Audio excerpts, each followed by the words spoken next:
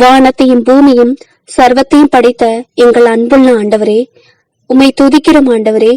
இன்றைய காலை வேளையிலும் கூட உம்முடைய சன்னிதானத்தில் வந்து நிற்க கிருபை செய்தீர். அதற்காக நன்றி ஆண்டவரே. இந்த பாவிகளாகி எங்களை மன்னியும் ஆண்டவரே. கடந்த நாட்களில் எங்களை கண்மணி போல் பாதுகாத்து வந்தீர். அதற்காக நன்றி. இன்றைய நாளிலும் கூட நீர் கொடுத்த இந்த வாக்கு தத்தத்தை நினைவு கூறுகிறோம் ஆண்டவரே.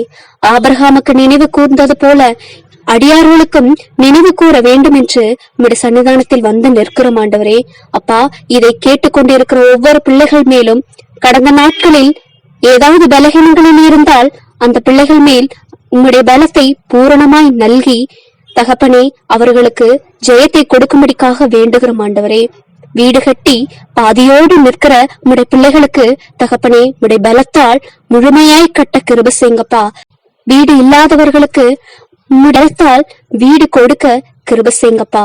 ஊழியத்தின் காரியத்தில் இன்னைக்கு உம்முடைய பிள்ளைகள் கடந்து போகிற நேரங்களில் உம்முடைய பலத்தை பூரணமாய் கொடுக்க வேண்டும் என்று உம்முடைய சன்னிதானத்தில் வேண்டி நிற்கிறோம் அப்பா. இதை கேட்டுக்கொண்டிருக்கிற ஒவ்வொரு பிள்ளைகளுக்கும் என்னென்ன விஷயங்களில் பலகீனத்தில் உள்ளார்களோ அந்த விஷயத்தில் எல்லாம் உம்முடைய பலத்தை பூரணமாய் நல்கும்படி உம்முடைய சன்னிதானத்தில் வேண்டி நிற்கிறோம் அப்பா.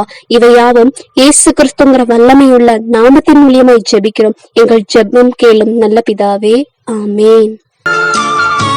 அனுதினமும் பெற்றுக்கொள்ள சப்ஸ்கிரைப் பண்ணுங்க, பெல் பட்டனை கிளிக் பண்ணுங்க.